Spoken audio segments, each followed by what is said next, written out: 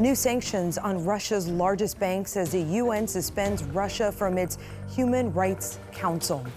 Despite Western ally support, Ukrainian officials are telling their people to leave now before Russia sends more troops to the country's eastern region. But for many, it's not easy. Some survivors, like this woman, say her family had to stay in her freezing basement for 35 days. While the war worsens in Ukraine, people around Tampa Bay are finding ways to help. Reporter Liz Crawford spent the morning with a Ukrainian refugee family who fled, not knowing their final destination. Weeks later, they find themselves here in Tampa with strangers who gave them a safe place to stay.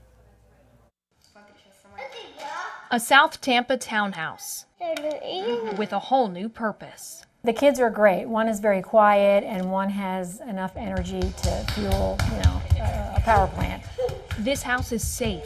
This house is free. Within 24 hours, they were blowing up our phone saying, we have a family of 4. Roaya and Tony Tyson live here alone. We asked for 2 or 3. But not anymore. We have no children, so we didn't know that we'd be able to accommodate. And they said, well, we have a family of 4, 2 kids. And we said, well, if they need help, we're going to help them. Sergey, Yuliia, and their 2 boys, ages 11 and 3, fled Ukraine weeks ago. Military. They didn't know where they'd end up.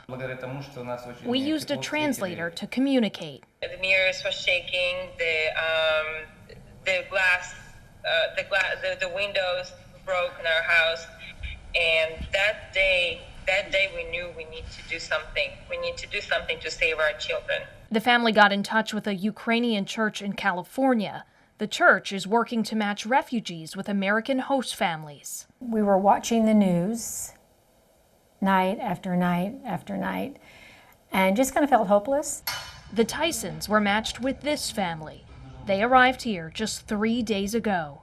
Haircuts and doctor's appointments were first on the list. Я себя чувствую в полной безопасности. I feel really safe here in Tampa. However, I have a big rock on my soul. My heart is really heavy because I have a lot of relatives and friends who are still in Ukraine and they're not safe. Roaya is using her connections at work to get the family settled. Hope that we can just find them some peace and some stability. A new life in the land of the free. Now we're realizing that we did the right decision, that our kids are alive and healthy and we're here. We're all together and we're healthy and we're alive. A spare bedroom is sometimes all that's needed, so let's take a deeper dive into how you can use your own home to host refugees. At UkraineTakesShelter.com, you can connect with Ukrainians hoping for a temporary or long-term stay. For your safety, the platform requires an identification process for both hosts and refugees hoping to take part. To tailor people's needs, the website offers filters for things like preferred location, language, pets, disability, or child care support.